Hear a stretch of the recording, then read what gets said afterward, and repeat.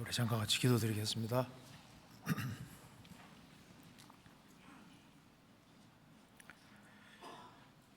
자비로우신 우리 아버지 하나님, 많은 사람 가운데 저희들을 주의 복음으로 불러주시고 구원해 주신 것을 진심으로 감사드립니다. 역사의 마지막 시대를 살아가는 저희들에게 주님을 알게 해주시고 또 주 예수 그리스도의 보배로운 피로 저희들을 구속해 주신 그 크고 놀라운 은혜와 사랑을 인하여 진심으로 감사드립니다. 이 크신 은혜와 사랑을 저희들이 무엇으로 보답할 수 있겠습니까?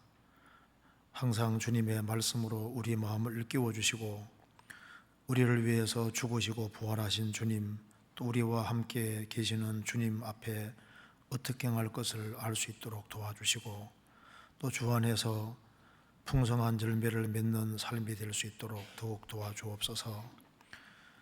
주님 앞에 서는 그날까지 주 안에서 바르게 살아갈 수 있도록 더욱 역사해 주시고 주님 오시는 그날 칭찬과 영광과 존귀를 얻을 수 있도록 도와주시옵소서. 우리의 사랑하는 가족들, 친척들, 이웃들에게도 이 귀한 복음을 더욱 담대히 증거할 수 있도록 도와주옵소서.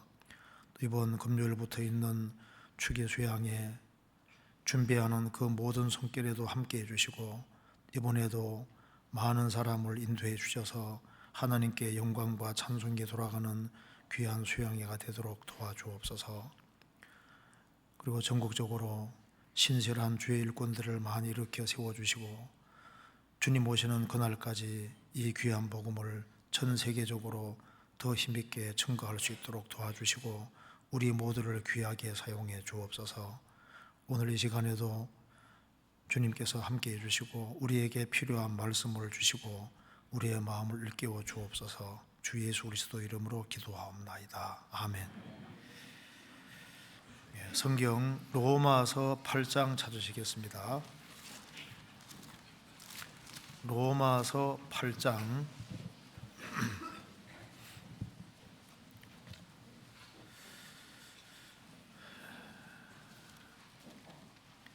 17절부터 제가 읽겠습니다. 8장 17절입니다.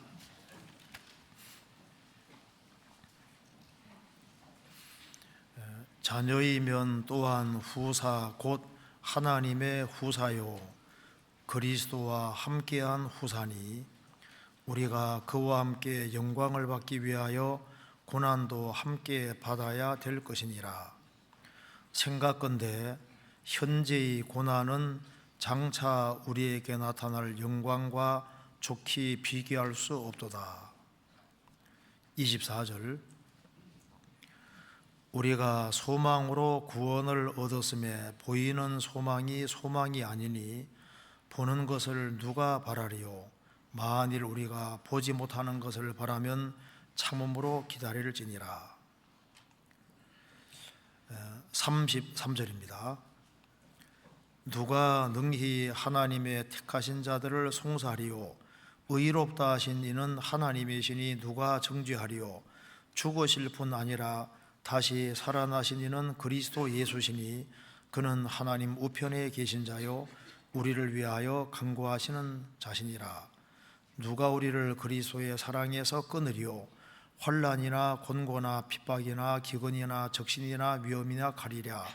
기록된 바 우리가 종일을 주를 위하여 죽임을 당게 되며 도살할 양같이 여김을 받았나이다 함과 같으니라. 그러나 이 모든 일에 우리를 사랑하시는 이로 말미암아 우리가 넉넉히 이기느니라. 거기까지입니다. 오늘 여기 로마서 8장을 중심으로 해서 말씀을 드려보도록 하겠습니다. 여기 로마서 8장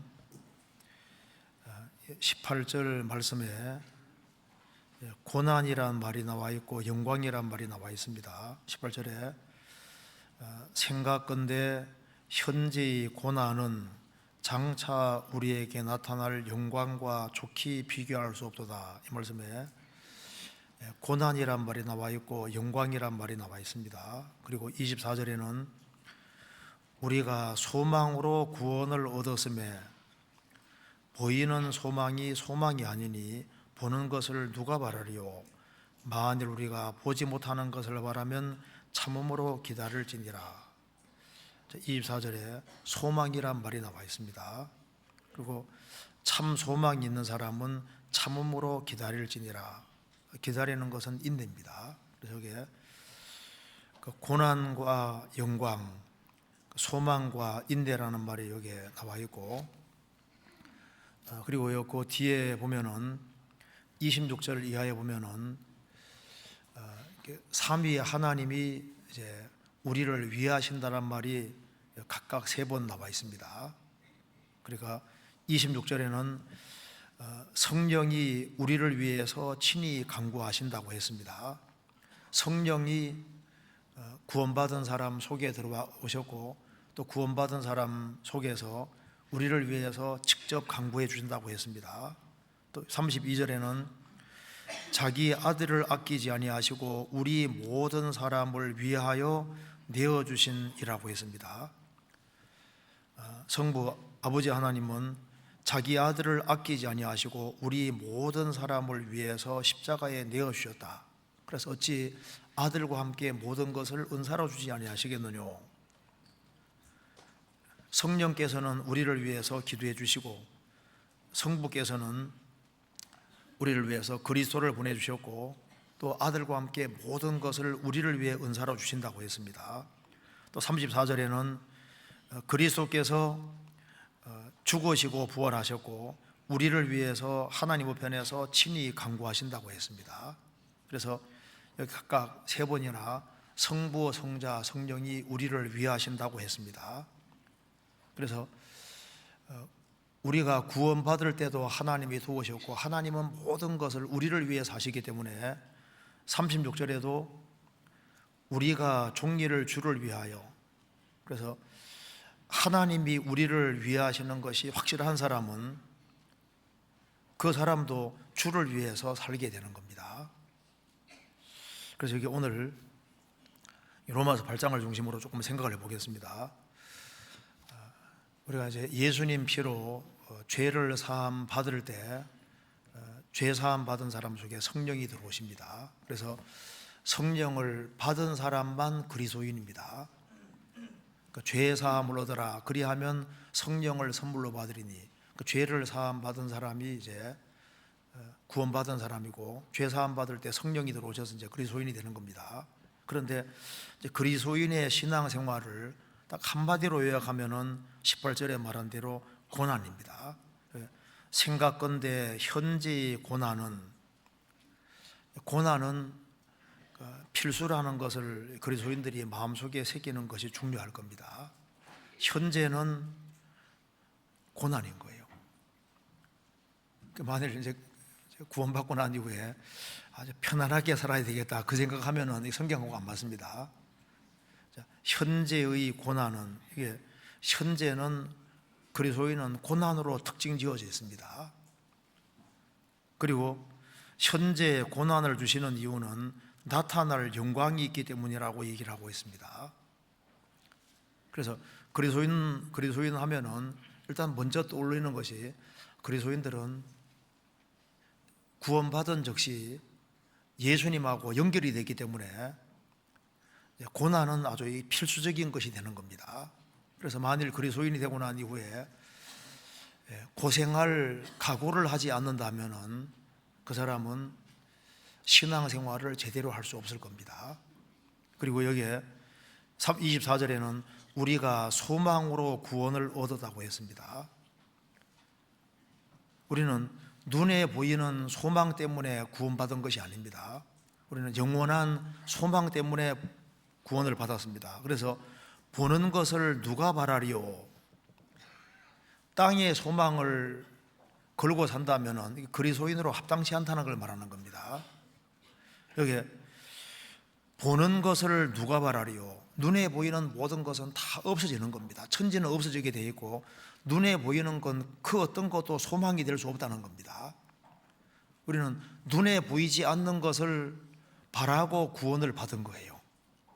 그리고 눈에 보이지 않는 참 소망이 있는데 그 소망은 결국은 이루어질 것입니다. 주님 오시면 다 이루어지기 때문에. 그래서 우리가 보지 못하는 것을 바라면 참음으로 기다릴지니라. 그리스도인들은 소망을 바라고 참고 인내하고 기다리는 사람입니다. 그리고 그리스도인이 이제 주님 오시는 그날까지 신앙생활을 해야 되기 때문에 우리가 신앙생활할 때 우리 힘으로만 하는 것이 아니라 삼위일체 그 하나님이, 성부, 성자, 성령 삼위 하나님이 우리를 도와주고 있는 겁니다. 우리를 왜 도와주냐면은 이제는 자기를 위해 살지 말고 우리를 위해 죽었다가 부활하신 주님을 위해 살게 하기 위해서, 주님은, 하나님은 우리를 위해서 모든 걸 하셨고 우리는 하나님을 위해서, 주를 위해서 살아야 되는 겁니다. 주를 위해 산다고 하는 것은 결국은 고난인 겁니다. 이 본문이 생각보다 중요한 내용이기 때문에 오늘 좀 같이 한번 생각을 해보겠습니다. 자, 로마서 8장 18절을 같이 읽어보겠습니다. 생각건대 현재의 고난은 장차 우리에게 나타날 영광과 좋게 비교할 수 없도다. 근데 18절을 말씀하실 때 그 앞에 17절을 말하면서 얘기를 했습니다. 17절 앞에 보시면요, 자녀이면 후사, 우리가 하나님의 자녀이면 후사, 상속자입니다. 곧 하나님의 후사요 그리스도와 함께한 후사니, 그리스도와 함께한 공동 후사, 그리스도가 누리는 걸 다 누리게 됐다는 겁니다. 그리스도가 너무나도 엄청난 분인데 그리스도와 함께 공동 상속자가 된 거예요. 그래서 우리가 그와 함께 영광을 받기 위하여 고난도 함께 받아야 될 것이니라. 구원받은 사람은 주와 판자는 한정이 됐고 주님과 운명이 연결될 수밖에 없게 된 겁니다. 그래서 그리스도가 고난받은 세상이기 때문에 예수님이 십자가에 못 박히신 세상이고 사도들이 죽임을 당한 세상입니다. 그래서 현재의 고난, 그리스도인에게 고난은 아주 필수적이라는 것을 우리가 알 필요가 있습니다. 예수님도 그 받으실 고난과 후에 얻으실 영광, 예수님도 고난을 받으시고 영광에 들어가셨습니다. 성경 이제 신약을 쭉 읽어보면은 이 그리스도인들은 십자가를 지는 사람이고 고생하도록 부르신 거구나 하는 걸 분명히 알 수 있습니다. 그런데 우리 시대에 고생하기를 싫어하고 편하게 살려고 하는 그런 사고방식 가지고 살면은 그리스도를 배울 수가 없을 겁니다. 우리 시대 보세요. 이 세상 사람들이 고생하기 싫어하거든요. 희생하고 수고하기를 싫어합니다.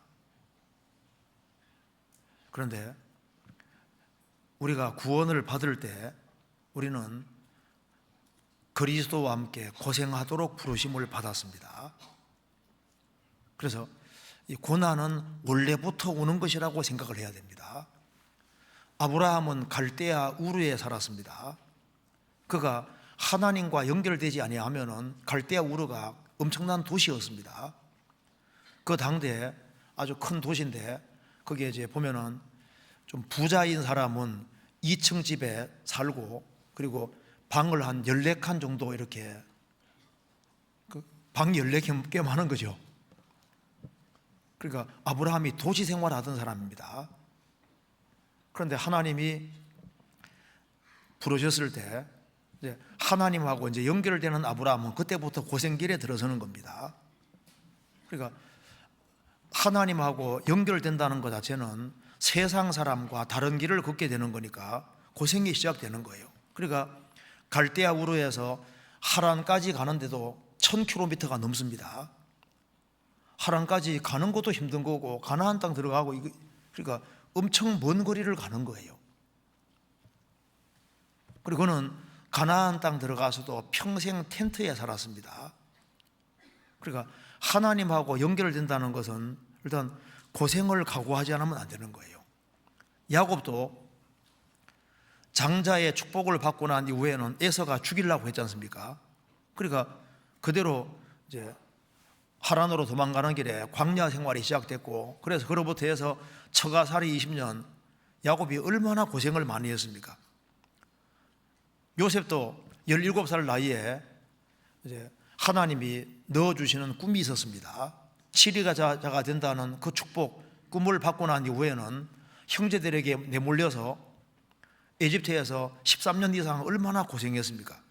그러니까 이 그리스도하고 연결된다고 하는 것은 고생이 오도록 되어 있는 거예요.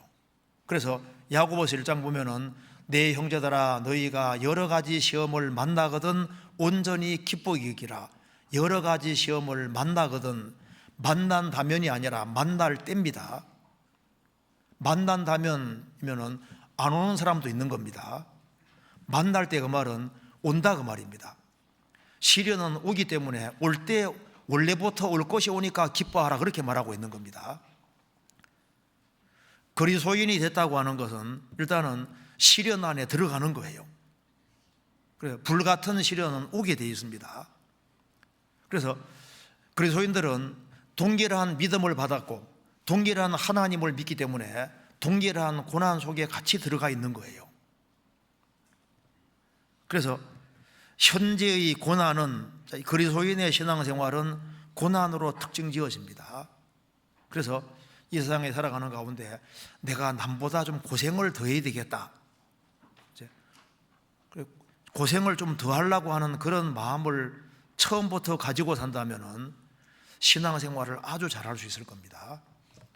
누가복음 14장에 보면은 예수님이 길 가실 때 많은 사람이 예수님을 따랐습니다. 예수님께서 보시니까 마음이 준비가 하나도 안 돼 있는 거예요. 그래서 너희들이 나를 따르려면 예산을 충분히 세우라고 했습니다. 자기의 부모, 형제, 처자, 자기 목숨, 자기의 모든 것을 예산 속에 다 집어넣고 주님을 따라야 된다고 했습니다. 그래야만 넉넉히 따라갈 수 있는 거예요. 그래서 원래부터 어려움은 주어지는 거다 이렇게 생각을 해야지 맞는 겁니다. 그리스도인에게 불같은 시련은 오게 되기 때문에 시련 올 때 그걸 이상히 여기지 말라고 했습니다. 왜? 원래부터 오는 거니까. 원래부터. 그럼 왜 여기에 이제 현재의 고난이란 말을 했냐 하면은 그리스도인이 된다고 하는 것은 고난을 받을 수밖에 없습니다. 왜냐하면은 아가서 2장에 보면은 나의 사랑은 가시나무 가운데 백합화 같구나 이렇게 되어 있잖아요. 구원받지 아니한 사람은 가시나무고 구원받은 사람은 백합화 같다고 했습니다. 가시나무는 그 가시가 있으니까 찌르는 게 있지 않습니까? 백합화는 찌르는 것이 없습니다. 그러니까 가시나무 가운데 백합화니까 구원받은 사람은 구원 안 받은 사람들 속에 둘러싸이게 되는 거예요. 구원받은 사람은 적고 구원 안 받은 사람은 너무너무 많은 겁니다. 그렇기 때문에 가시나무 가운데 백합화 그 상태가 왔다고 하기 때문에 그리스도인으로 산다고 하는 것은 많은 찔림을 받고 주변 사람에게 고통을 받게 되어 있는 거예요. 그러니까 당할 수는 있지만은 보복할 수는 없잖아요. 예수님도 위협을 받으시되 대신 위협하지 않았습니다. 그러니까 불신자들 속에 산다는 것 자체가 일단 쉬운 것이 아닙니다. 예수님 말씀하시기를 내가 너희를 내어보냄이 양을 이리 가운데 보낸 것 같도다. 이리 가운데 있는 양과 비슷한 거예요. 시편 57편에는 그리스도인은 불사르는 자 중에 사자 중에 처하며 불사르는 자 중에 있는 것 같아 있습니다. 우리는 사자 가운데 있는 것하고 비슷한 거예요. 불사르는 자 중에 있는 것과 유사하다 그 말입니다. 가시와 정갈 가운데 있는 것 비슷한 거예요. 그러니까 그리스도인이 불신자하고 접촉해 산다는 것 자체가 일단 쉬운 것이 아닌 겁니다.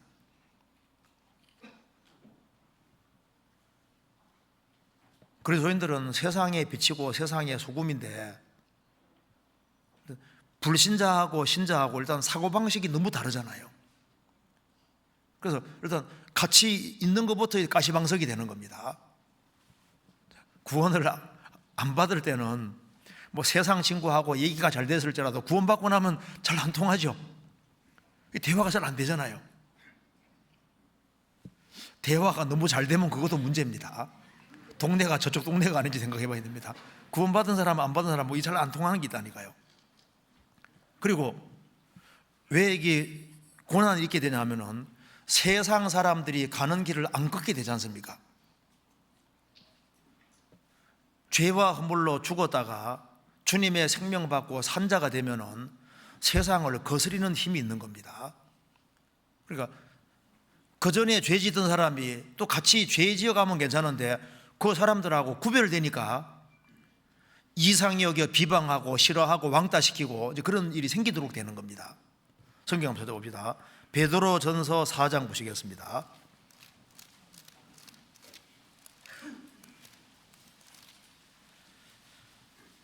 베드로전서 4장 3절입니다.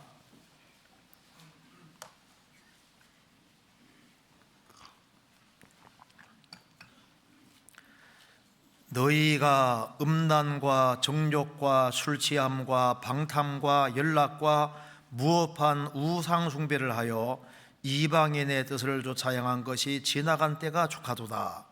이러므로 너희가 저희와 함께 그런 극한 방탕에 다름질하지 아니하는 것을 저희가 좋게 여겨 칭찬하나.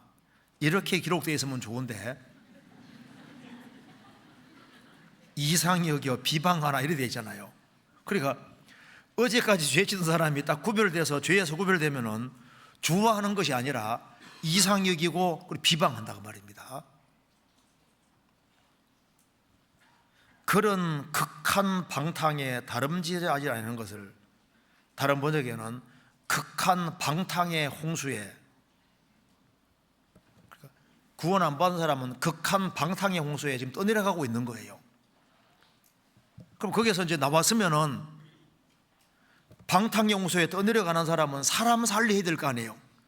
살려달라고 해야 될 사람이 홍수에 떠내려가면서 물 밖에 나온 사람을 비방하면서 니 왜 나갔냐고 한다 그 말입니다.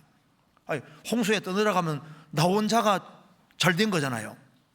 떠내려가는 사람은 살려달라고 해야 되는데 떠내려가면서 비방한다고 되어 있잖아요. 그게 제정신이 아닌 겁니다. 그리고 예수님이 공생의 당시에 왜 미움을 받았냐면은 이 세상의 행사를 주님이 악하다고 하신 겁니다. 유대 종교가들이 하는 게 잘못됐다고 얘기를 하는 거예요. 지금 그 방향이 옳지 않다고 얘기를 하니까 비방 싫어하는 겁니다. 그렇게 믿어서는 안 되고 성경대로 거듭나야 된다고 하면 싫어한다니까요. 아니, 대충 믿으면 되지 그거 왜 자꾸 따지냐고 싫어하거든요. 우리가 우리의 믿음을 감추고 있으면 뭐 비방받을 일도 없고 고난받을 이유도 없을지라도 이걸 이제 잘못됐다고 얘기를 하면은 이제 이게 문제가 생기는 거예요. 불신자들은 우리가 타락하기를 바랍니다. 우리가 신앙생활을 바르게 하는 걸 원치 않는 거예요. 예레미야 20장 보시겠습니다. 예레미야 20장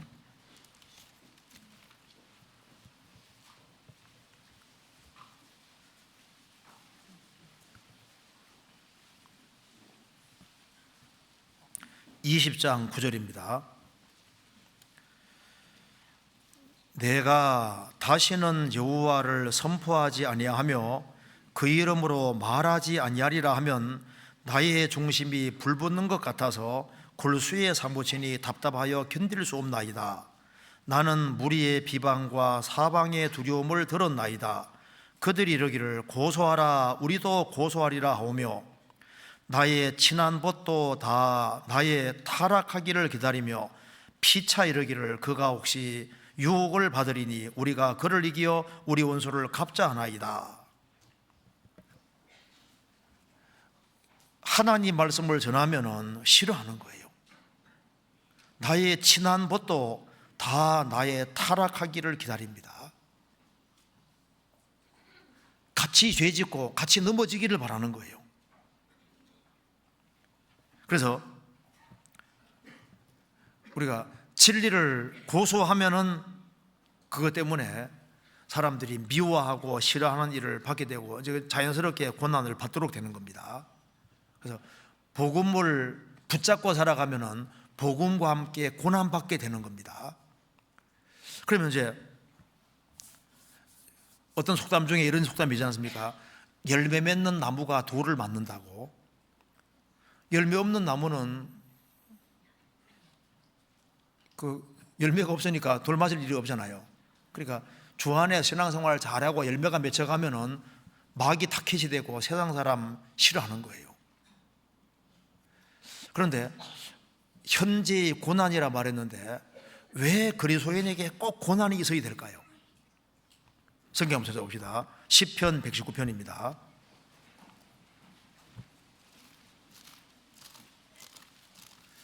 시편 119편 71절을 같이 한번 읽어보겠습니다. 고난 당한 것이 내게 유익이라 이로 인하여 내가 주의 율례를 배우게 되었나이다. 고난 당한 것이 내게 유익이라 이로 인하여 내가 주의 율례를 배우게 되었나이다. 고난이 왜 필요한지를 말하고 있습니다. 고난 당한 것이 내게 유익이라. 고난이 있음으로 인해서 좋은 것이 굉장히 많이 옵니다. 그리고 특별히 주의 율례, 하나님 말씀을 배우기 위해서는 고난은 필수에 속하는 겁니다. 우리가 구원을 받을 때도 마찬가지입니다. 만사가 형통하고 잘 됐을 때는 눈을 위로 들지 않는 거예요. 성경에 보면은 회당장 야이로의 딸이 죽었습니다. 죽어가니까 회당장이 예수님께 나아오잖아요. 요한복음 2장에 한 왕의 신하가 아들이 죽어가니까 병들었으니까 그러니까 이제 아들 때문에 그리스도께 나오는 것 봐요. 어떤 사람은 사업에 실패해서 그것 때문에 하나님께 나오는 사람도 있고 여러 가지 어떤 고통과 시련, 어려움이 구원받는 데 아주 유리하게 작용을 하는 겁니다. 대체로 불행이 구원의 길이 되는 겁니다. 우리가 구원받을 때도 만사가 형통하고 잘 됐으면은 구원을 받지 못할 사람이 꽤 있습니다. 그러니까 우리가 구원받을 때도 고난이 중요한 역할을 했습니다. 그리고 구원을 받고 난 이후에도 고난이 필요합니다. 그리고 일단 고난이 주어질 때 속마음이 드러나는, 그러니까 우리가 정말 구원받았는지 안 받았는지를 언제 잘 알 수 있냐 하면은 고난이 주어질 때 구원받은 여부를 대체로 더 정확히 알 수 있습니다. 시련이 없을 때는 속마음이 안 드러나거든요. 우리 차지 않습니까? 우리 차 자주 마시지 않습니까? 그런데 차 봉지밖에 없을 때 그거 뭔지 잘 몰라도 일단 딱 물속에, 뜨거운 물속에 딱 집어넣으면 속에 있는 게 쫙 나오죠. 시련 속에 들어가면은 속에 있는 게 싹 나오는 겁니다. 그러니까 평상시에는 그 사람 신앙을 잘 알 수 없습니다. 그런데 어려움이 딱 떨어지면은 그 속에서 그 사람 신앙 여부가 정확히 드러나는 거예요. 그러니까 시련이 있는 것이 필요합니다. 갑작스러운 어려움이 있을 때 그 도움이 되는 거예요. 어떤 한 분이 간증하는데요, 15층 아파트에 살고 있는데 아기 낳은 지 얼마 안 됐습니다. 그런데 우연히 창문 밖을 내려다보니까 그 아파트에 있는 사람이 다 밖에 나와 있는 거예요. 그러면서 이렇게 내려다보니까 밑에서 막 소리 지르기를, 아파트가 폭발하게 생겼는데 왜 밑 위에 있냐고 막 소리를 막 지르니까 그 소리 듣고서 엘리베이터는 다 정지되어 있고 그래서 아기를 딱 안고 계단을 내려오면서요, 이 엘리베이터가 여기 아파트가 폭발하면 어떻게 될까? 죽음 건너갈 때 가져갈 게 없는 거예요. 구원받은 줄 알았는데 아니었거든요. 그래서 결국은 폭발은 안 해 살아났지만은 그 일을 계기로 해서 말씀 듣고 구원을 받았습니다. 구원을 받았다고 생각을 했는데 막상 이제 폭발하면 정말 죽는구나, 정말 이게 폭발하면 나는 죽으면 어떻게 되냐 이 생각하니까 구원 문제가 해결이 안 돼 있는 거예요. 어떤 위기 상황이나 어려움이 딱 주어질 때 그 사람 속에 있는 본질이 딱 드러나는 거예요. 어려움이 없을 때는 감춰져 있습니다.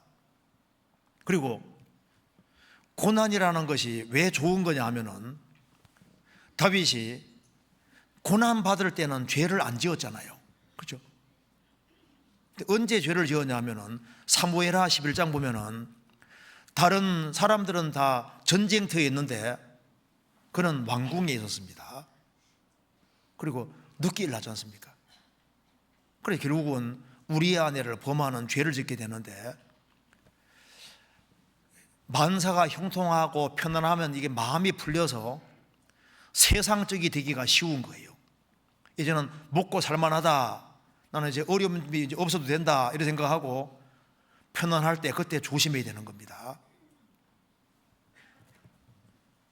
다윗이 전쟁터에 같이 있었다면 인생에서 그런 문제는 안 생기는 겁니다. 우리아 아내를 범하고 우리아를 죽이는 일이 생기질 않는 거예요.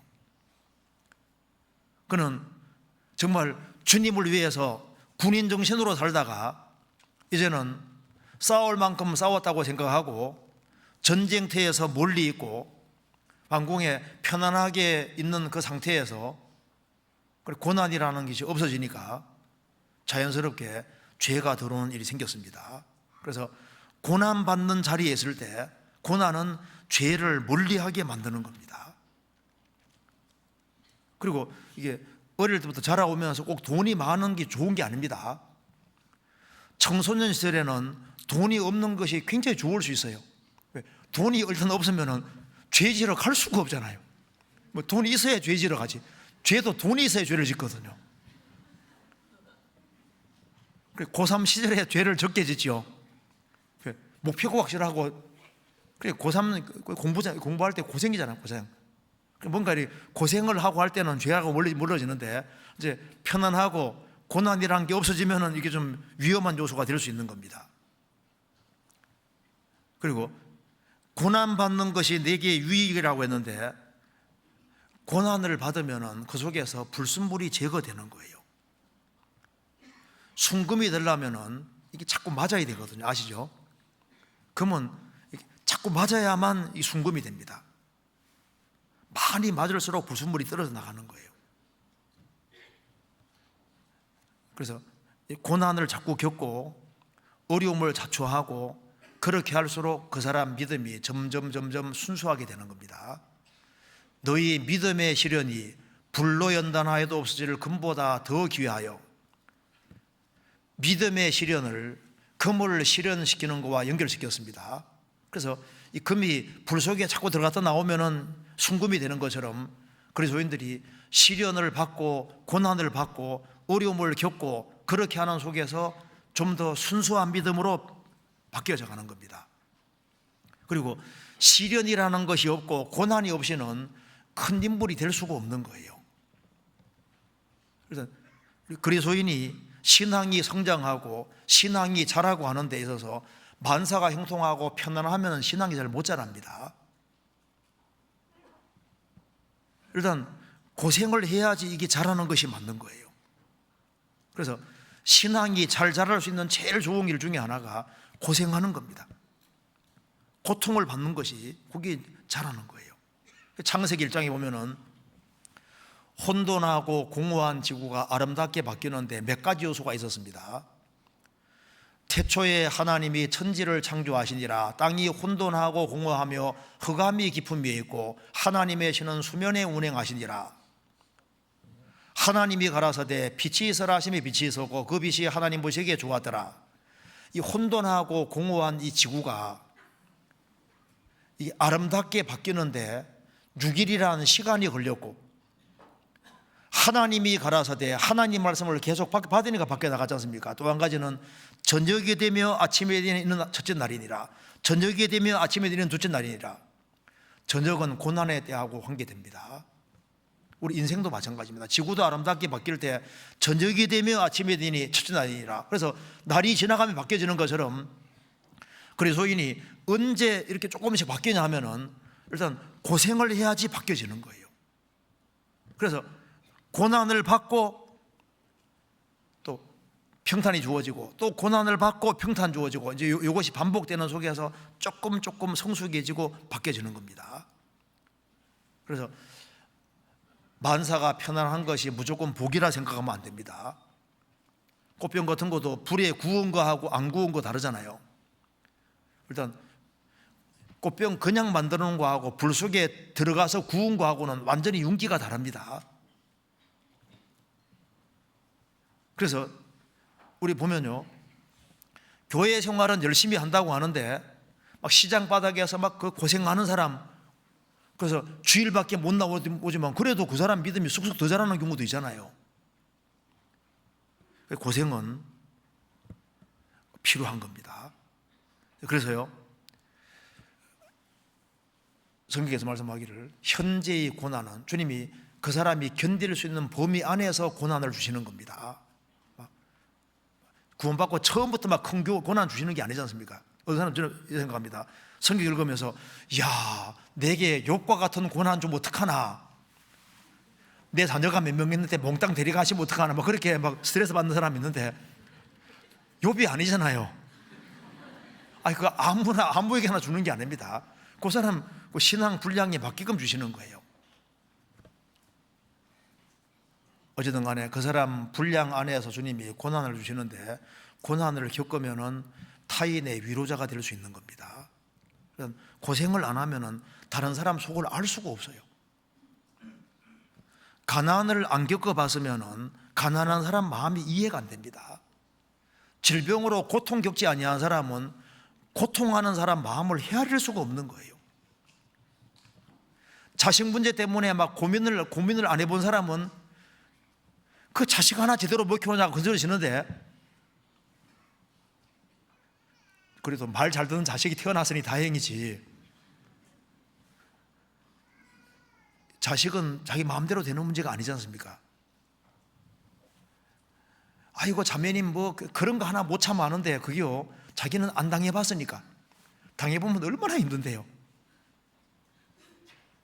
그러니까 뭐든지 겪어야지 그 사람 마음이 이해가 되는 거예요. 그렇지 않습니까?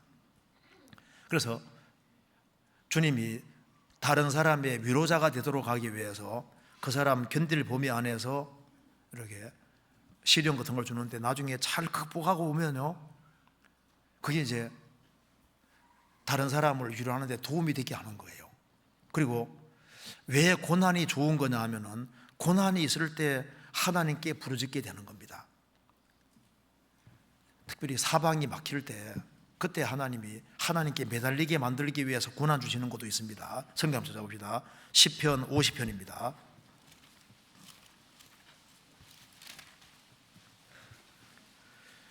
시편 50편 15절입니다.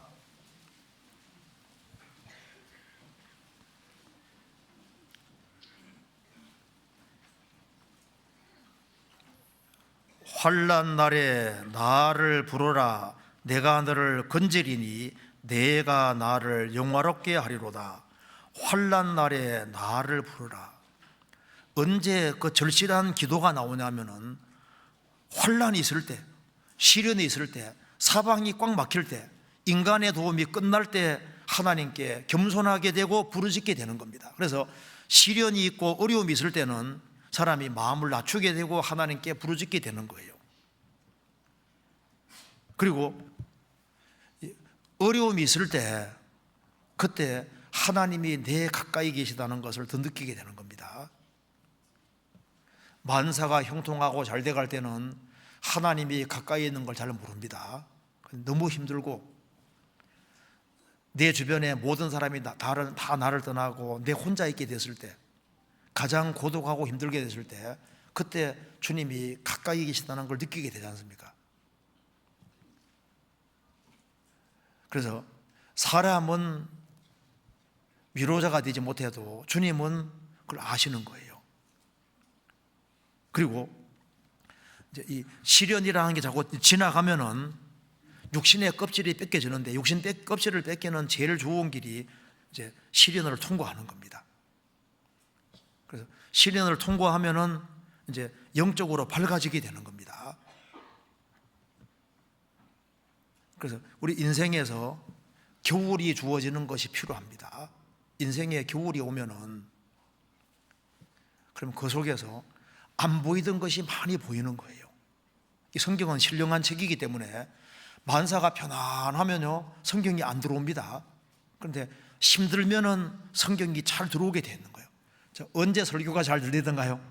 만사가 편안할 때 귀에 잘 들어와요? 힘들 때 잘 들어와요? 힘들 때 잘 들어와요. 성경책은 신기합니다. 힘들고 어렵고 그럴 때 성경이 잘 들어오게 되어 있습니다. 그래서 인생에 겨울이 필요한 거예요. 그때 하나님이 내 가까이 계시다는 걸 느끼게 되고 육신의 껍질이 더 벗겨지고 성경이 더 잘 보이게 되고 너무 힘들 때는 또 시편이 잘 이해가 되잖아요. 성경에 보면은 항상 하늘이 열렸다는 말이 나올 때는 거의 고난입니다. 에스겔 1장에서도 이제 에스겔이 그발강, 그러니까 이스라엘 땅에서 바벨론 포로 잡혀가서 바벨론 그발강 가에서 포로 중에 있을 때 하늘이 열렸다고 되어 있습니다. 베드로 여기 사도 요한도 밤모섬에 유배에 갔을 때 하늘이 열렸다고 되어 있지 않습니까? 야곱도 아버지 어머니와 같이 있을 때는 하나님 가까이 계신 걸 몰랐는데 에서가 죽이려고 하니까 도망가서 브엘세바 광야에서 돌배 베고 잠을 들 때 그때 하늘이 열리고 하나님 축복해 주는 것을 경험할 수 있지 않습니까? 그래서 이제 이 고난이라는 것이 있으면은, 어려움이 있으면은 대체로 마음을 낮추게 되니까 또 안 보이던 사람들이 많이 보이고 고통받는 사람들이 또 많이 보이게 되는 거예요.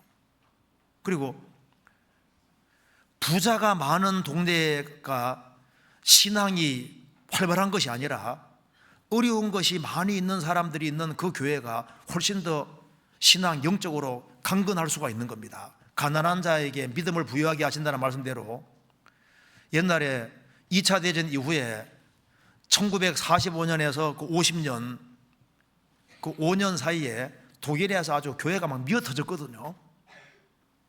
비가 올 때도 막 이제 우산 쓰고 바깥에서도 이제 하나님께 있지 않습니까? 이렇게 교회에 와서 말씀 듣느라고 그렇게 했는데, 그다음에 너무 잘 살게 되니까 독일에 보세요. 교회가 텅텅 비었거든요.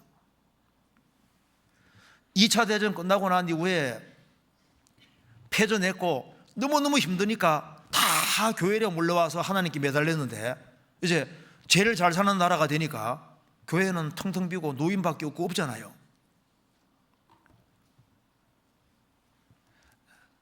가난한 자를 믿음에 부여하게 하신다고 했습니다. 그런데 우리나라도 이제 점점 부여하게 되기 때문에 이게 잘못하면 신앙이 흐트러질 수 있다 생각하니까 참 이렇게 좀 그런 마음이 있습니다.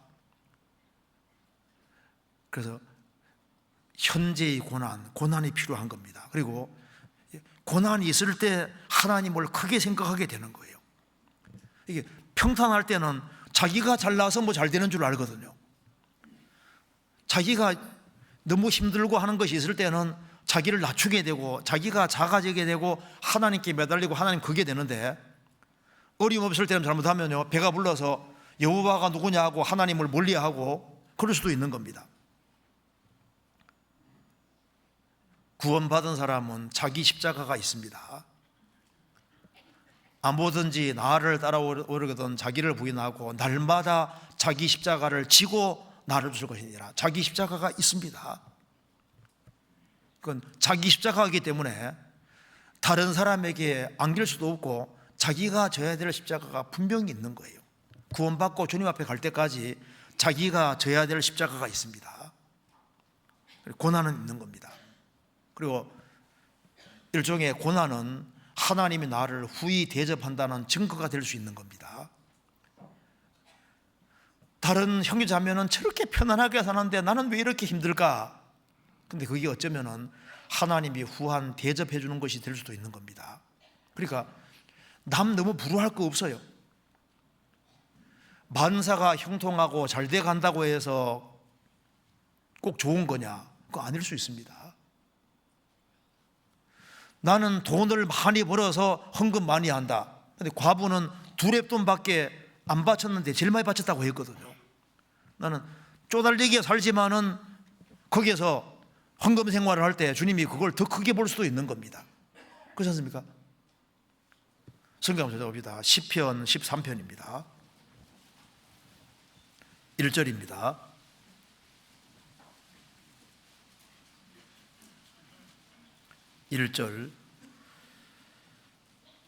여호와여 어느 때까지니까 나를 영영히 잊으시나이까?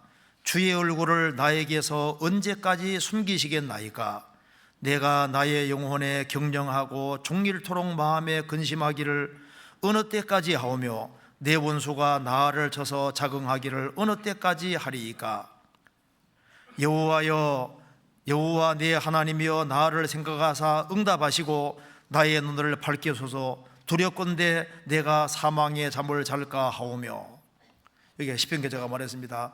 여호와여 어느 때까지니까 나를 영영히 잊으시나이까? 하나님이 자신을 잊어버린 것처럼 여기십니다. 얼굴을 감추신 것처럼 보입니다. 내가 나의 영혼에 경영하고 종일토록 마음에 근심이 있는 거예요. 나중에 알았습니다. 아, 이게 하나님이 후한 대접이구나. 6절 같이 읽겠습니다. 내가 여호와를 찬송하리니 이는 나를 후대하심이로다. 하나님 나를 후하게 대접하고 있는 것이었다 그 말입니다. 사울이 다윗을 죽이려고 하니까 다윗이 10년 이상 도망 다녔지 않습니까? 미워서 그걸 허락한 것이 아니라 그게 하나님이 후한 대접해 준 거예요. 요셉이 10명 형들이 미워서 에집트로 팔려갔을 때 엄청 고생했지 않습니까? 그런데 그것이 하나님의 알고 보면 대접입니다. 그렇잖아요? 하나님 요셉을 특별하게 대접해 준 겁니다. 그래서 특별히 고난받는 사람은 어쩌면 주님이 특별 대접해 주고 있는지도 몰라요. 그렇죠? 그런 생각이 맞죠? 그리고 그리스도인이 고난받을 때 야, 하나님의 아들이 된 나에게까지 이런 어려움을 주신다면은 불신자들은 얼마나 큰 벌 받겠나 그렇게 생각해야지 맞는 거예요. 하나님이 아들이 나에게도 이런 징계도 주시고 시련도 주시고 어려움도 주시는데 그러면 불신자들은 얼마나 큰 고통이 기다리고 있을까 그렇게 생각해야지 맞습니다. 그리고 주님께서 왜 그리스도인에게 어려움을 허락하시냐 하면은 그 뒤에 좋은 것이 있기 때문에 그렇게 하시는 겁니다. 성경 로마서 8장 다시 봅시다.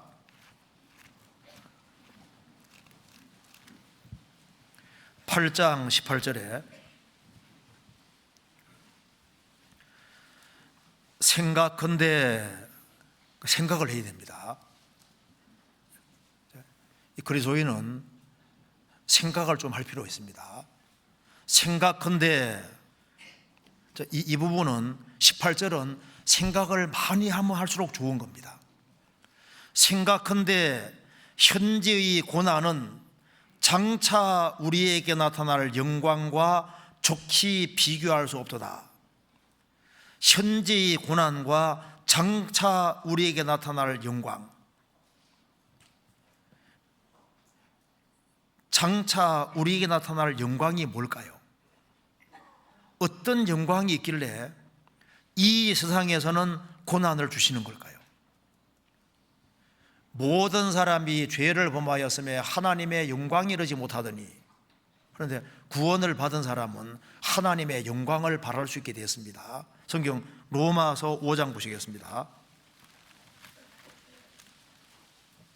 5장 2절입니다.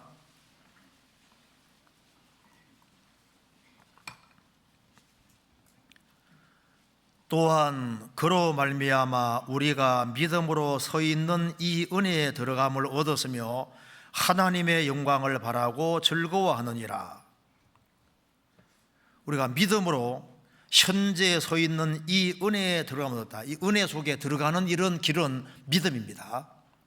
하나님이 은혜를 주셨는데 그 은혜를 차지할 수 있는 길은 믿음으로 그 은혜가 내 것이 되지 않습니까?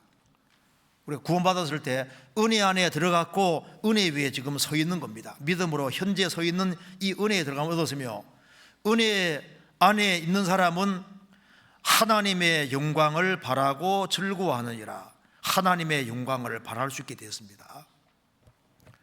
하나님의 영광을 바란다는 뜻이 뭘까요?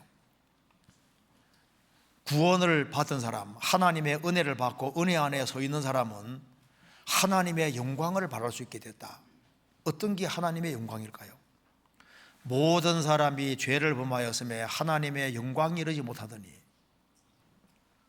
이 우주 안에서 가장 영광스러운 분이 하나님이십니다.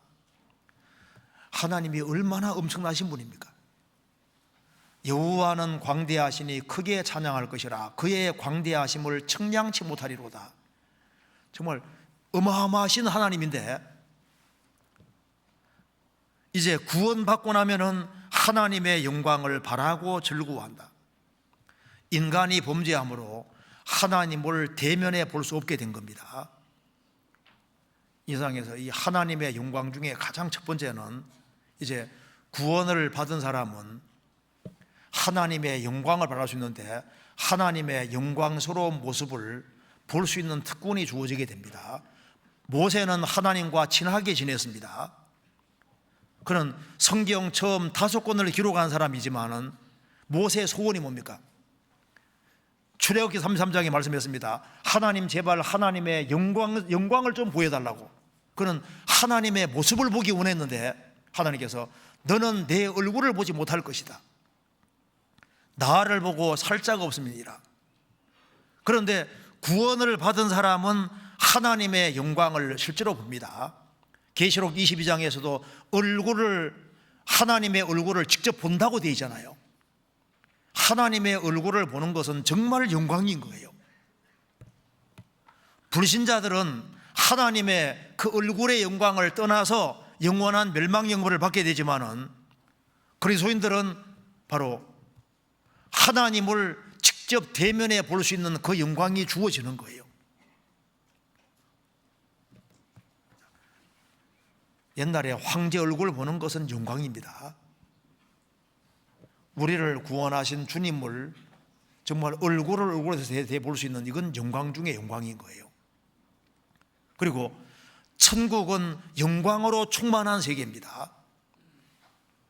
하나님의 영광이 가장 충만한 그곳이 바로 천국인데, 우리는 천국을 바라고 즐거워할 수 있는 사람이 되었습니다. 천국이 정말 얼마나 영광스러운 곳이겠습니까?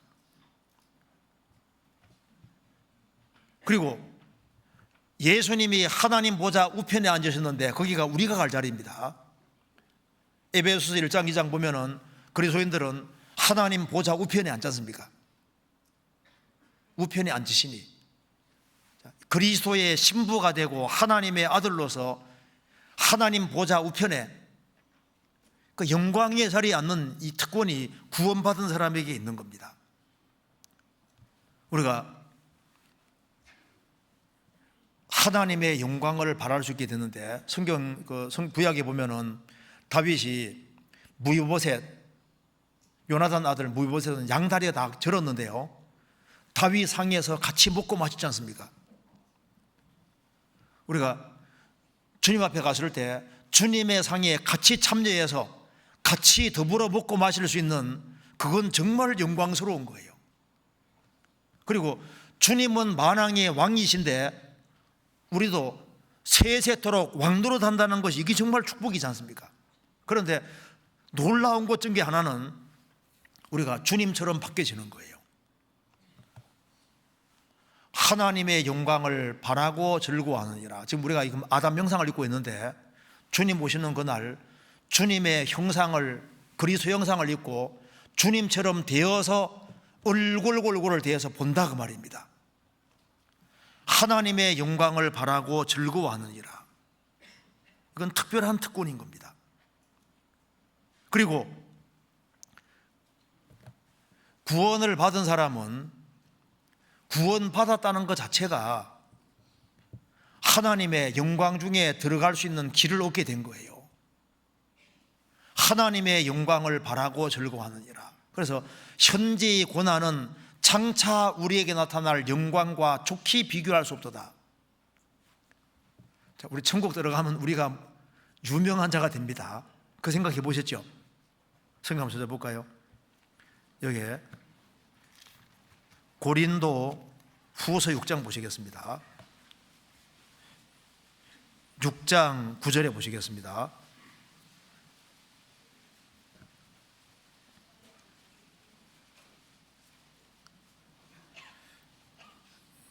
고린도서 6장 9절입니다.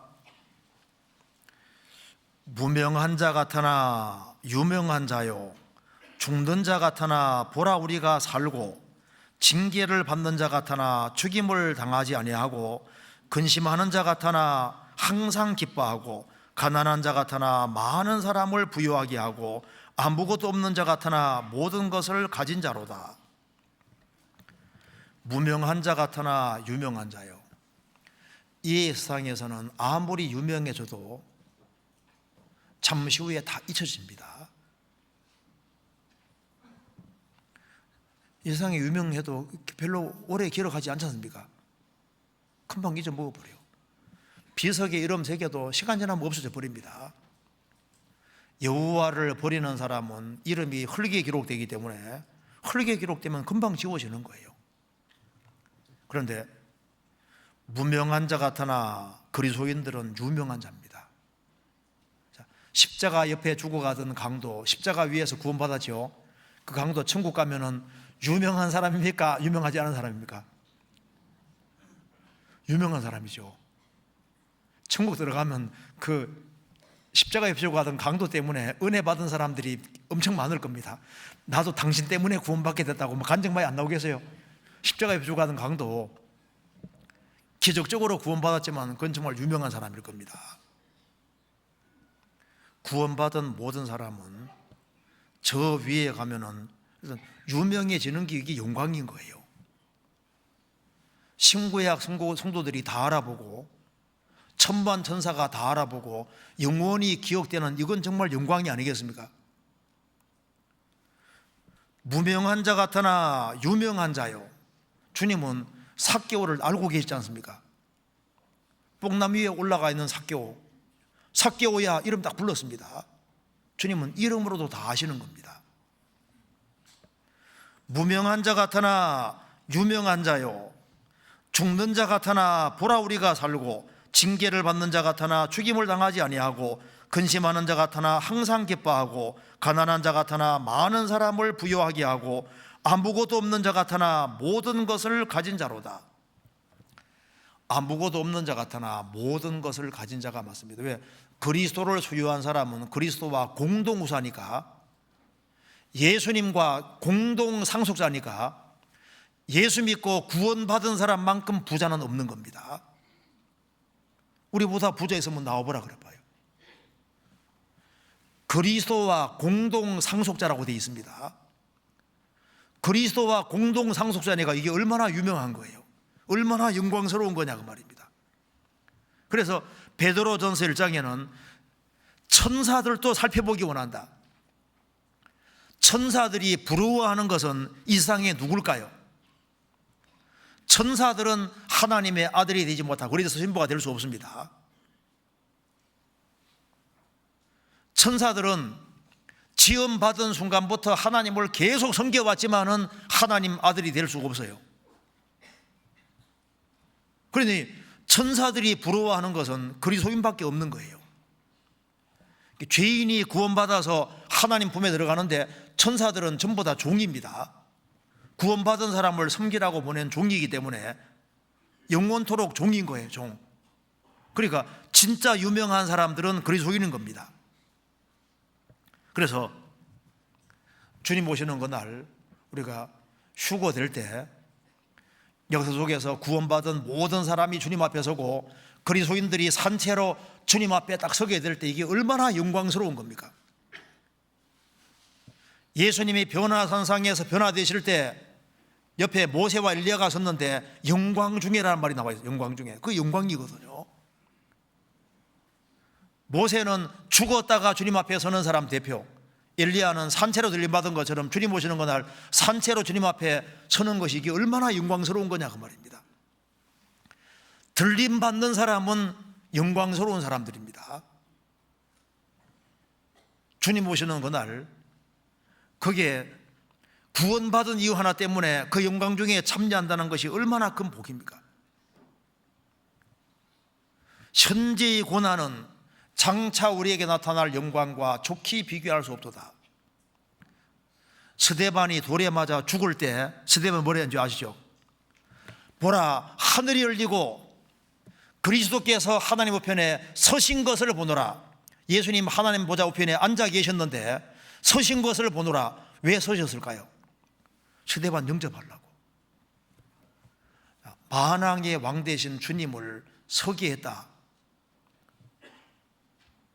스데반이 하나의 피조물이고 사람인데 그리스도를 증거하고 죽을 때 예수님이 일어서셨다고 되어 있지 않습니까? 이게 얼마나 영광스러운 거냐 그 말입니다. 주님 앞에 섰을 때 주님이 잘하였도다 착하고 충성된 종아, 그 소리를 들을 수 있다면 정말 영광스러운 겁니다. 요한계시록 14장 보시겠습니다. 요한계시록 14장 13절입니다.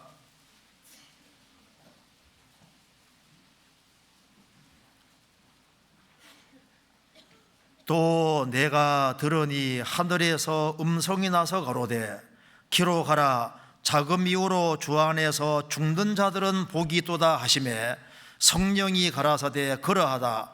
저희 수고를 그치고 쉬리니 이는 저희의 행한 일이 따름이라 하시더라. 구원 받기 전에는 그리스도 밖에 있다가 구원받을 때 그리스도 안에 들어왔고, 그리스도 안에 들어와서 그리스도 안에 살다가 그리스도 안에서 죽는 사람은 정말 복이 있다. 성령이 가라사대 그러하다.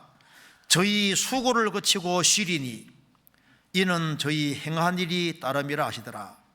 이게 영역본에는 Their works follow them이라 되어 있습니다. 그들의 행위들이 그들을 뒤따라간다. 그러니까 지상에서 한 것이 하나도 안 떨어지고 저 위에까지 따라간다 그 말입니다. 우리가 주 안에서 형제자매들을 섬긴 것들, 냉수한 그릇 떠준 것들, 우리가 주 안에서 희생하고 수고하고 봉사한 모든 것들이 하나도 땅에 안 떨어지고 저 위에까지 고스란히 다 가는 거예요. 현재의 고난은 장차 나타날 영광과 좋게 비교할 수 없다. 우리가 지상에서 한 것이 저 위에서 완전히 다 기억되고 영원토록 기억된다는 건 이건 영광스러운 겁니다. 그렇지 않겠어요? 교회는 영광스러운 곳입니다. 이 세상에서 제일 영광스러운 곳이 어딜까요? 성경에 보면은요, 시편 87편에 하나님의 성이여 너를 가리켜 영광스럽다 말하도다. 구약시대 때는 예루살렘 영광스러운 곳입니다. 로마서 5장에 말한 대로 교회는 영광 받기로 예비하신 긍휼의 그릇이라고 했지 않습니까? 이 지구상에서 제일 영광스러운 곳이 어딜까요? 주님이 세우신 교회. 교회는 영광 받기로 예비된 곳입니다. 영광. 이건 놀라운 거예요. 성경 다시 한번 찾아봅시다. 로마서 8장에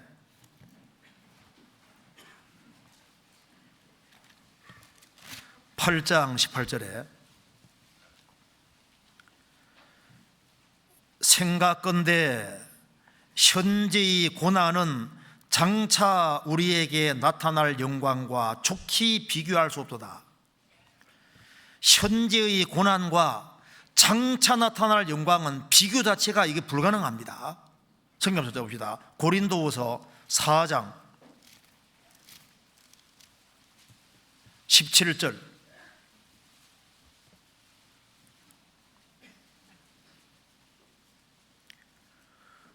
우리의 잠시 받는 혼란에 경한 것이 지극히 크고 영원한 영광에 중한 것을 우리에게 이루게 하매니 우리의 잠시 받는 환난에 경한 것이 대조입니다.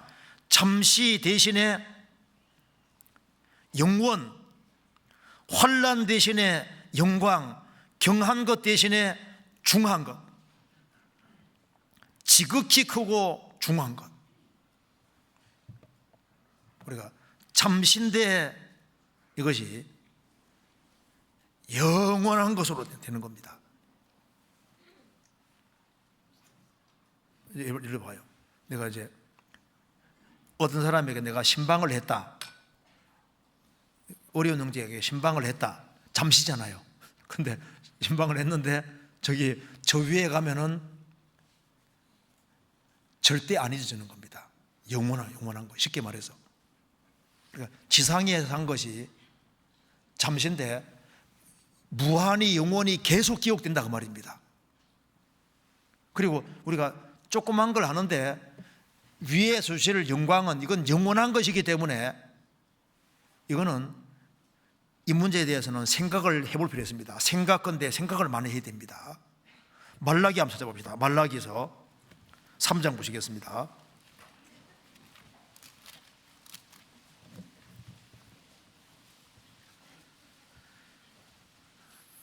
3장 17절입니다.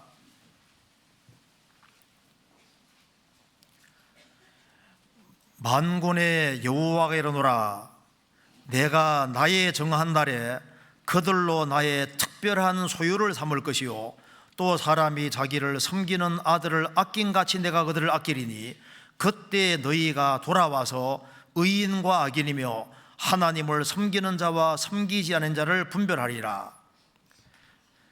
내가 나의 정한 날에 그들로 구원받은 사람들로 나의 특별한 소유를 삼을 것이다. 또 사람이 자기를 섬기는 아들을 아낀같이 내가 그들을 아끼리니 그때 너희가 돌아와서 주님이 정하신 그날 영광스럽게 된 상태에서 너희들이 알게 될 텐데 의인과 악인, 하나님을 섬기는 사람과 섬기지 아니하는 자를 분별하리라.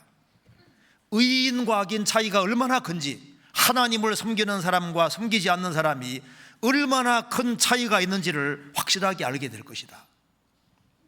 지금은 구원받은 사람과 안 받은 사람 별 차이가 안 나지 않습니까? 하나님을 섬기는 사람, 섬기는 사람 차이가 별로 안 납니다. 그리고 주 안에서 죽도록 충성하는 사람, 그렇지 않은 사람 차이가 별로 안 나지 않습니까?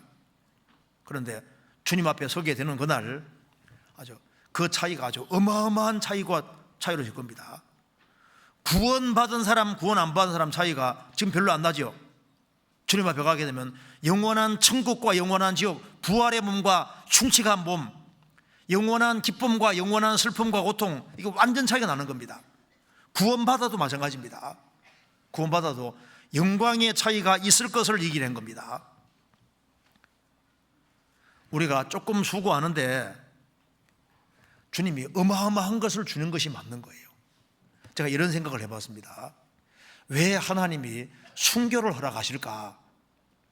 초대교회 때 많이 죽었지 않습니까? 근데 그게 이해가 좀 되더라니까요. 어머니 아버지는 자녀가 고3 때 잠 못 자고 공부하는 거 허락합니다. 그렇게 하기를 원하지 않습니까? 왜? 그렇게 해서 대학 들어가면 나머지 생애 몇십 년 안에 좀 편안한 것이 온다고 믿기 때문이지 않습니까? 좋은 것이 온다고 믿기 때문입니다. 그런데 아무리 어머니 아버지가 강심장기를 할지라도 자식이 화형당하게 되면은 능력이 있으면 무조건 화형 안 시키려고 할 거 아니에요. 왜? 그 고통보다 좋은 걸 줄 수가 없는 거예요. 그런데 하나님께서는 왜 그런 걸 허락하시냐 그 말입니다. 만일 여기에 지구 전체를 주는데 손가락 하나 자르면은 지구 전체가 네 것이다 하면 얘가 좀 극단적이긴 한데 좀 자른 사람이 있을지도 모르죠. 그래 막 너무나도 막 엄청난 좋은 것이 막 엄청나게 있으면은요 더 큰 고난 같은 게 가능하다니까요. 정말 성경에 말한 대로 엄청난 영광이라는 것이 있다면은 주님이 고통받는 걸 허락할 수도 있는 겁니다. 그리스도인에게 주님이 엄청난 고난을 허락하시는 것은 그것에 비해서 주고자 하는 상상할 수 없는 엄청난 것이 있으니까 그런 거예요. 그렇지 않습니까? 로마서 다시 봅시다. 8장 다시 보시겠습니다. 8장 24절입니다.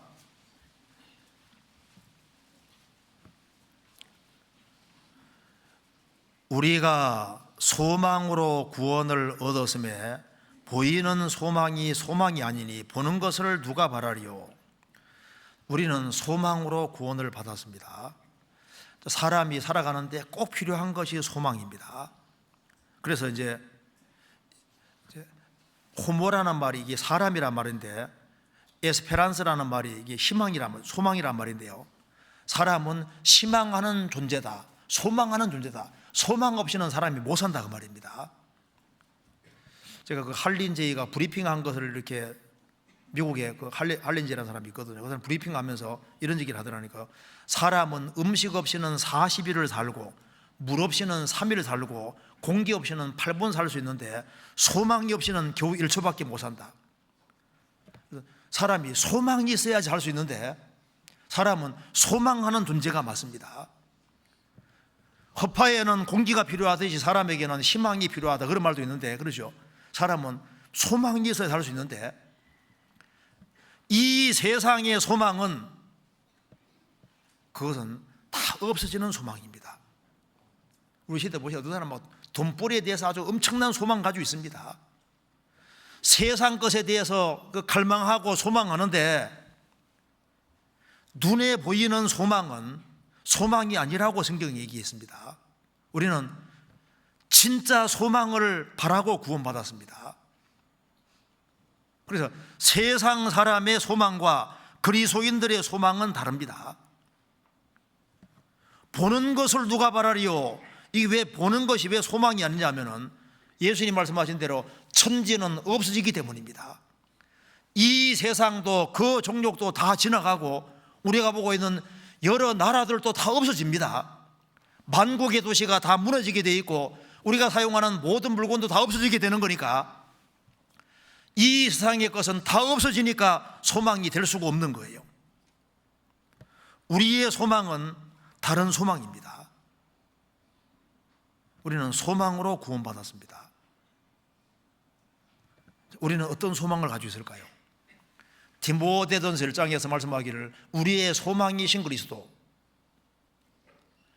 그리스도가 없는 사람은 소망이 없는 사람입니다. 하나님이 없는 사람은 결국은 다 없어질 기회에 살아가는 거예요. 살아가니까 하나님 없는 사람은 소망 없는 사람인 거예요.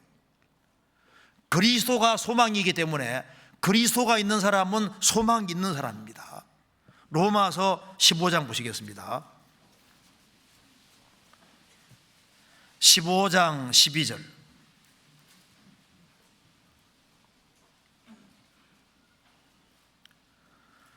또 이사야가 가로되 이새의 뿌리 곧 열방을 다스리기 위하여 일어나시는 이가 있으리니 열방이 그에게 소망을 두리라 하였느니라. 소망의 하나님이 이새의 뿌리 곧 열방을 다스리기 위하여 일어나시는 이 바로 예수님이 있으니 열방이 그에게 소망을 두리라. 그렇죠. 우리의 소망은 유일하게 예수님이 소망입니다. 그래서 하나님의 소망의 하나님, 거듭날 때 우리는 산 소망이 생겼습니다. 거듭난 사람은 좋은 소망을 가지고 있습니다. 우리는 복스러운 소망을 가지고 있는 거예요. 그런데 우리의 소망은 이건 참 소망입니다. 이거는 틀림없는 소망이고 반드시 이루어질 것이기 때문에 우리는 이 소망이 있는 겁니다. 성경 한번 찾아봅시다. 골로새서 1장, 골로새서 1장 5절입니다.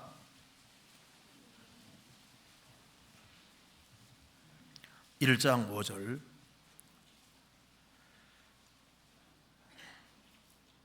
너희를 위하여 하늘에 쌓아둔 소망을 인함이니 곧 너희를 위하여 하늘에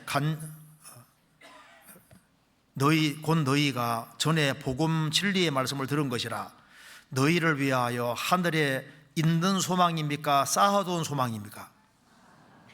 쌓아둔 소망은 몇 개 있단 말입니까? 쌓아뒀다는 것은 많다는 얘기지 않습니까? 우리를 위해서 엄청난 것이 쌓여져 있습니다. 그런데 이 그리스도인들은 소망하는 사람인데, 그리스도인의 소망 중에 여기 로마서 8장에는 어떤 걸 소망이라 했냐면 찾아봅시다. 로마서 8장에 쌓아둔 소망 중에 첫 번째가 바로 이걸 겁니다. 8장 23절.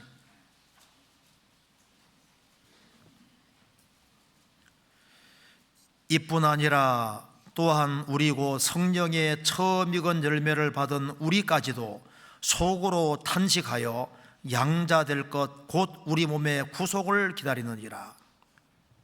우리가 소망으로 곧 얻었으면 뭐가 소망입니까? 예수님 오시는 그날 우리 몸이 다시는 죄 짓지 않는 몸으로 되는 겁니다. 우리 몸이 주님처럼 바뀌어지면서 다시는 죄를 지을 수 없는 신령한 몸으로 바뀌어지는 이것이 소망입니다.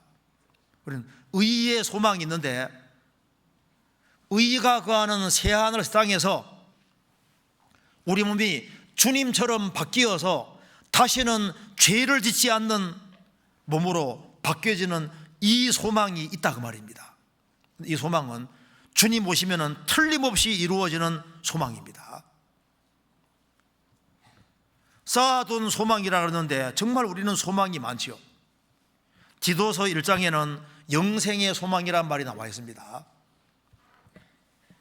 구원받은 사람은 영원한 생명 대신 주님이 들어오셨기 때문에 구원받은 사람은 주님과 더불어 정말 영원히 삽니다.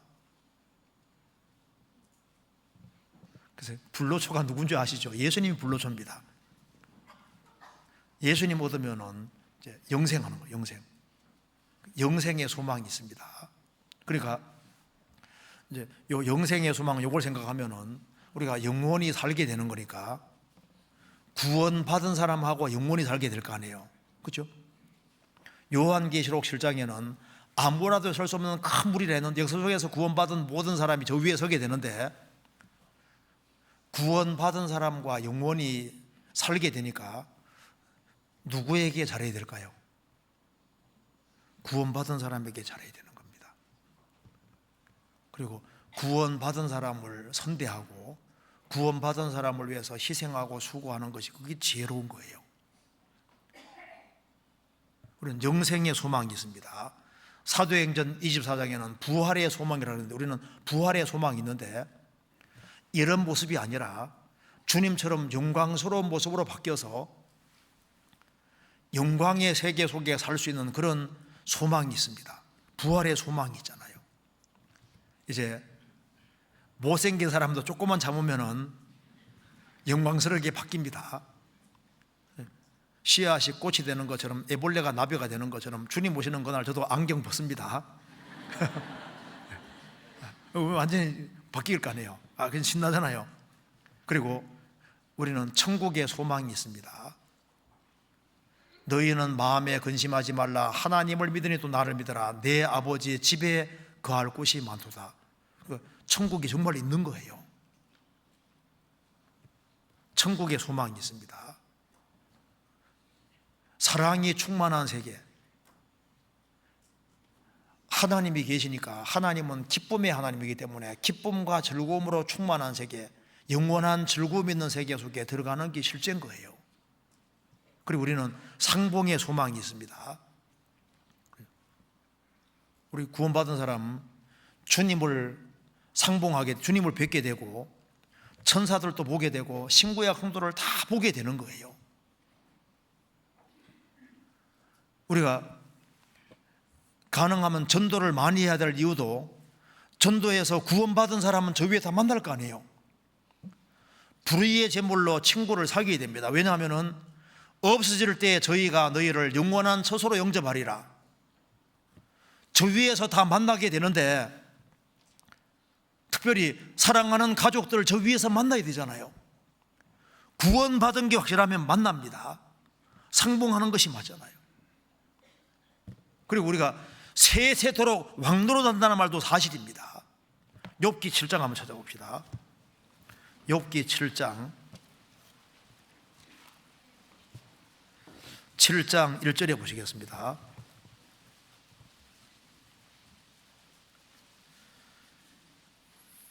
(7장 1절) 세상에 있는 인생에게 전쟁이 있지 아니하냐? 그 날이 품꾼의 날과 같지 아니하냐? 종은 저물기를 심히 기다리고 품꾼은 그 삭설을 바라나니 이와 같이 내가 여러 달째 공고를 받으니 수고로운 밤이 내게 착정되었구나. 여기 욥이 말했습니다. 인생에게는 전쟁이 있지 아니하. 그 날이 품꾼의 날 같지 아니하냐. 자, 종과 품꾼, 일하는 사람은, 하루 종일 일하는 사람은 뭘 바랄까요? 두 가지를 바란다고 말입니다.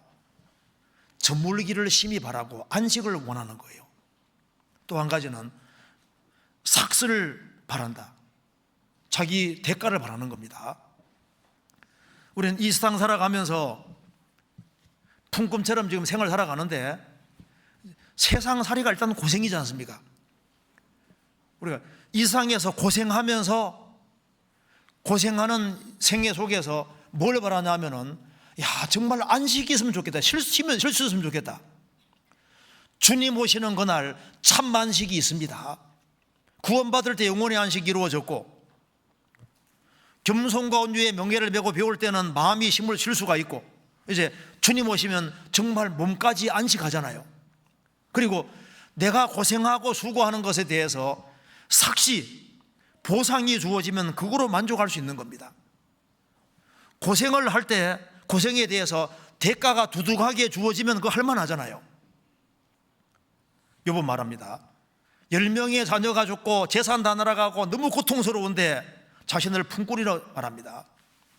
내가 이렇게 고생하고 있는데 이 고생 속에서, 야, 안식이 있으면 좋겠다. 근데 고생하고 있는데 삭시 주어지면 좋겠다. 그에게 참 안식이 주어지고 그는 고생했지만 주님이 충분한 대가를 지불하셨습니다. 그리스도인들은 주님 오시는 그날 영원히 안식하는 세계 속에 들어가는 그 사실이고, 우리가 그리스도 안에서 수고한 모든 것에 대해서는 충분한 보상이 주어지는데, 그 소망, 그건 진짜 그런 것이 주어지는 겁니다.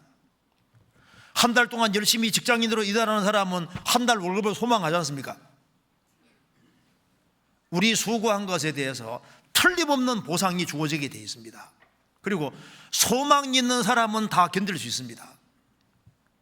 그 프레드릭 와츠 소망이라는 그림 아는 분이 많을 겁니다.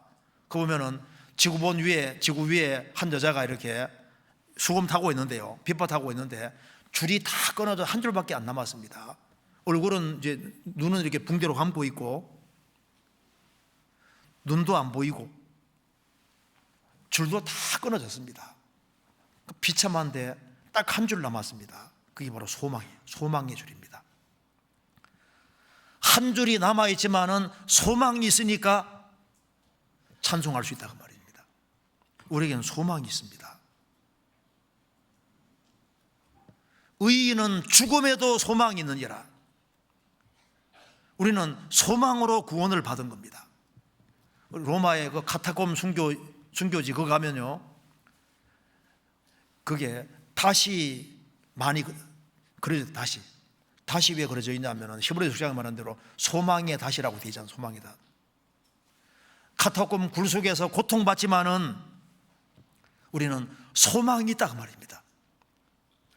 주님 앞에서 주님과 영원히 살 소망이 있으니까 그 지하 토굴 감옥 속에서도 견디는 거예요.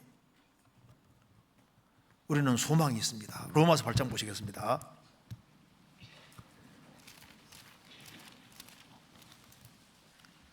24절. 우리가 소망으로 구원을 얻었음에 보이는 소망이 소망이 아니니 보는 것을 누가 바라리요? 만일 우리가 보지 못하는 것을 바라면 참음으로 기다릴지니라. 우리는 보지 못하는 참 소망을 기다리는 사람들입니다. 참음으로 기다릴지니라. 조금만 참으면 주님이 오십니다. 그래서 인내하는 사람이 복이 있습니다. 조금만 참으면 이 소망이 이루어지고 영광이 오는 것이 이긴 틀림없는 사실이기 때문입니다.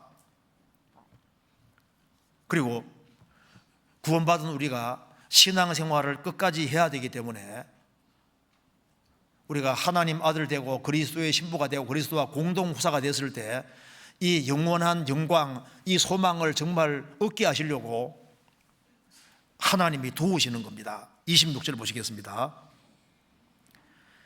이와 같이 성령도 우리 연약함을 도우시나니 우리가 마땅히 빌 바를 알지 못하나 오직 성령이 말할 수 없는 탄식으로 우리를 위하여 친히 간구하시느니라. 마음을 감찰하시니가 성령의 생각을 아시나니 이는 성령이 하나님 뜻대로 성도를 위하여 간구하심이니라. 성령이 우리를 돕고 계시고 우리를 위해서 계속적으로 끊임없이 간구하고 계십니다. 그리고 32절입니다. 자기 아들을 아끼지 아니하시고 우리 모든 사람을 위하여 내어주시니가 어찌 그 아들과 함께 모든 것을 우리에게 은사로 주지 아니하시겠느뇨. 누가 능히 하나님의 택하신 자들을 송사하리요. 의롭다 하신 이는 하나님이시니 누가 정죄하리요. 죽으실 뿐 아니라 다시 살아나시는 이는 그리스도 예수시니 그는 하나님 우편에 계신 자요 우리를 위하여 간구하시는 자시니라. 성부 하나님께서는 자기 아들을 아끼지 않고 우리 모든 사람을 위해서 십자가에 내어주셨고, 예수님께서는 하나님 우편에서 우리를 위해서 계속 간구하신다. 삼위 하나님이 우리를 도와주고 있고 우리를 위해서 간구하시고 우리 편에 서 있다 그 말입니다. 그래서 35절에 누가 우리를 그리스도에서 사랑해서 끊으리요. 환난이나 곤고나 핍박이나 기근이나 적신이나 위험이나 가리랴. 하나님이 우리 편입니다. 구원받은 사람 편인 거예요. 하나님이 자기를 사랑하는 자들을 위하여 예비하신 모든 것은 눈으로 보지 못하고 귀로 듣지 못하고 사람의 마음으로도 생각지 못하는 것 같으니라. 하나님이 하나님 사랑하는 우리를 위해서, 구원받은 사람을 위해서 예비하신 모든 것이 있는데 상상하지 못할 것을 준비해놨다 그 말입니다. 하나님이 우리를 위해서 구원도 준비해 놓으시고 영광도 준비해 놓으시고, 세상은 소망이 없으니까 참 소망도 다 준비해 놓고, 이 세상에서도 우리 편에 서서 우리를 계속적으로 돕고 있습니다. 그럼 우리는 어떻게 될까요? 하나님이 우리를 위하시면은 우리도 하나님 편에 서야 되는 겁니다. 주님은 우리를 위해서 모든 것을 다 준비하고 모든 것을 희생하고 수고하시고 지금도 적극적으로 우리를 돕고 있는데, 그럼 우리는 우리를 위해 사는 것은 죄스러운 겁니다. 우리도 주님을 위해 살아야 되는 겁니다. 로마서 8장 36절을 보시겠습니다. 기록된 바 우리가 종리를 주를 위하여 죽임을 당케 되며 도살할 양같이 여김을 받았나이다 함과 같으니라. 초대교회 당시에 정말 우리가 종리를 주를 위하여 죽임을 당케 되며 도살할 양같이 여김을 받았나이다. 주를 위해서 종리를 죽임 당케 되고 고난받는 사람들이 있었던 겁니다. 우리는 지금까지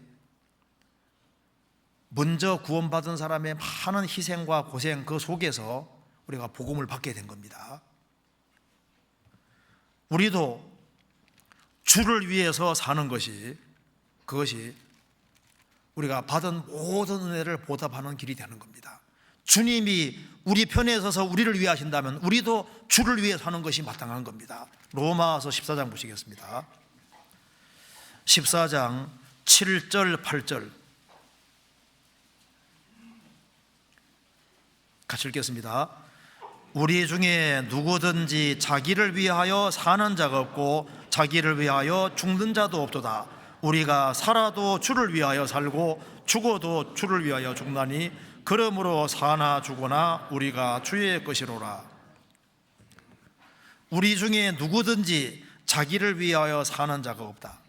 자기를 위해 죽는 자도 없도다. 주님이 우리를 위하셨기 때문에 우리는 살아도 주를 위하여 죽어도 주를 위하여 우리는 주의 것입니다. 그래서 우리가 이제 구원받고 난 이후에 주님은 우리를 위해서 모든 걸 하셨기 때문에 우리가 이 세상에서는 기꺼이 고난을 받아야 되겠구나 이 생각하는 것이 그게 현명합니다. 그리스도인들은 십자가를 지는 사람들입니다. 마귀를 이기는 길도 죽으면 죽으리라, 죽기를 각오하는 사람이 신앙생활을 잘할 수 있고, 그리고 어떤 역사가 나타나는 것도 우리 산자가 항상 죽음에 자신을 넘기는 겁니다. 죽음에 넘긴다는 건 희생하고 고생하는 겁니다. 그래서 고생하기를 바라야 되는데, 근데 요즘은 안타까운 것은 보는 것을 누가 바라려 했는데 이 보는 것에 붙잡힌 사람들이 많은 거예요.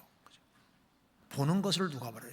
보는 것에 소망 두지 말아야 되는데 세상 사람과 똑같이 보는 것에 붙잡혀 있고 위의 것을 추구해야 되는데 땅의 것에 붙잡혀 있으면 합당하지 않지 않습니까? 우리는 위의 것을 찾도록 부르심을 받은 겁니다. 그래서 다윗은 전쟁에서 탈취물 얻으면 이것도 죽게 드리고, 그는 땅에 살지만 위에 소망 두고 살았던 사람입니다. 그리고 우리가 저거 편안하게 살라고, 남보다 안락하게 살라고 이런 마음을 갖는 것이 옳지 않을 거라고 생각이 듭니다. 그래서 편안하게 살더라도 좀 더 고생을 해야 되겠다 그런 마음을 항상 가지고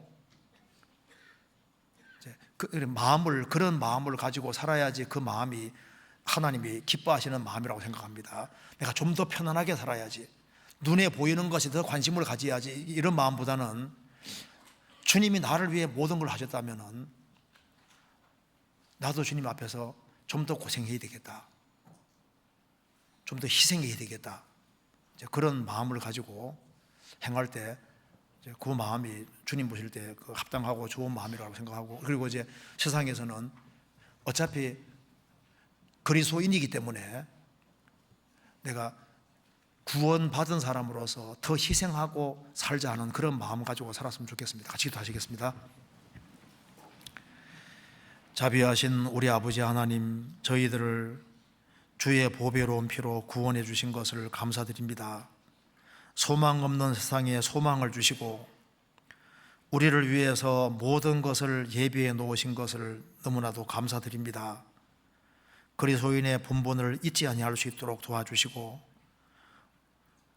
우리를 위해서 주님이 무엇을 원하시는지를 깊이 생각하며 행할 수 있도록 도와주옵소서. 교회가 계획한 모든 일에 주님이 앞서 행해 주시고 주의 역사와 능력을 더욱 나타내 주옵소서. 축의 수양에 주님께서 도와주시고 또 해외 선교하는 그 모든 선교사님들을 가정가정마다 지켜주시고 도와주시옵소서. 그리고 주 안에서 신실한 일꾼들을 더 많이 일으켜 세워주셔서 주님의 복음이 더 널리 활발하게 전해지도록 도와주옵소서. 가정가정마다 지켜주시고 영육간에 도와주셔서 주님을 섬기고 주의 일을 하는데 조금도 부족함이 없도록 도와주옵소서. 주 예수 그리스도 이름으로 기도하옵나이다. 아멘.